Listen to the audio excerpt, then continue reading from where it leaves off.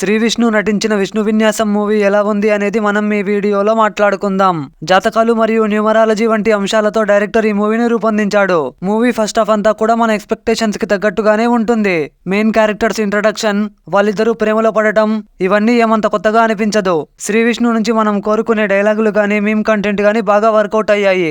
జయం మూవీలోని వీరి వీరి గుమ్మడి పండు పాటను అనుకరిస్తూ శ్రీ విష్ణు చేసే కామెడీ బాగా నవ్విస్తుంది.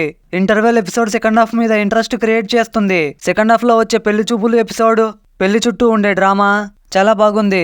కానీ క్లైమాక్స్ మాత్రం సినిమాటిక్ గా తీశారు అనిపించింది. మూవీ ఎండింగ్ డిసప్పాయింట్ చేసింది. శ్రీ విష్ణు ఎప్పటిలాగే తన కామెడీ టైమింగ్ తో మనల్ని నవ్విస్తాడు. నయన్ సారిక క్యారెక్టర్ డిజైనింగ్ బాగుంది.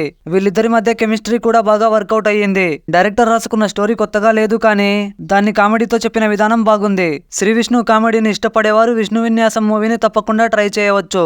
మా ఈ రివ్యూ మీకు ఎలా అనిపించింది కామెంట్ చేయండి. ఇలాంటి మూవీ రివ్యూస్ కోసం ఛానల్కి సబ్స్క్రైబ్ అవ్వండి. పక్కనే ఉన్న గంట సింబల్ని ఆల్లో పెట్టుకోండి. మా వీడియోలు మిస్ అవ్వకుండా ముందు మీరే చూడొచ్చు. Until then see you, bye by.